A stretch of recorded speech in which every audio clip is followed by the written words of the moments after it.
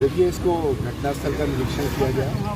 Forensic science के हिसाब से जो फॉरेंसिक एविडेंस है वो कलेक्ट किए गए हैं और उस बेसिस पर ख़ास तौर से जो हमारे डिफरेंट फुटेजेस और सारी चीज़ें वो भी हम लोग इसको ले रहे हैं। चीज़ें निकल के आई हैं कि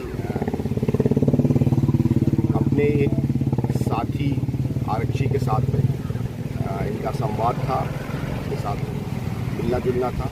उस बेसिस पर एक मुकदमा भी बलात्कार का लिखवाया था।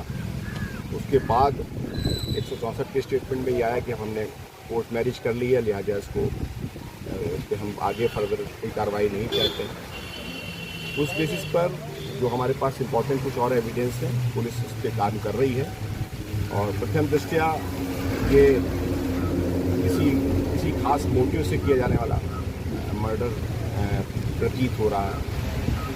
बाकी जो फॉरेंसिक साइंस के हिसाब से कोई और वैसे जाहिदा चोट लेकिन नहीं दिख रही है कि किसी और चीज़ को बल मिले।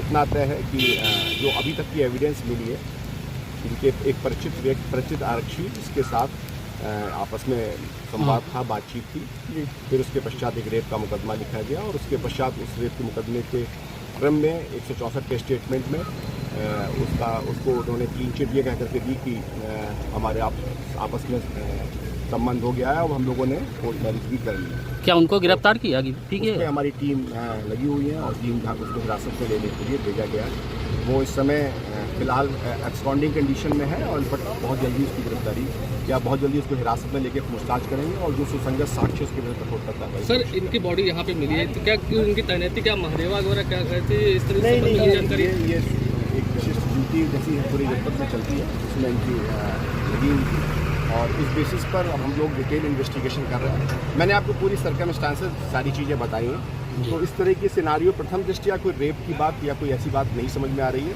हाँ, कोई एक मोटिवेटेड ये क्राइम है जिसको देखने से लग रहा है और कुछ ऐसे साक्ष्य मिल रहे हैं जिस पर प्रथम दृष्टया ऐसी बातें समझ में आ रही हैं। हम लोग इन फर्दर इन्वेस्टिगेशन करेंगे और सभी साक्ष्यों को समेकित रूप से प्रस्तुत करके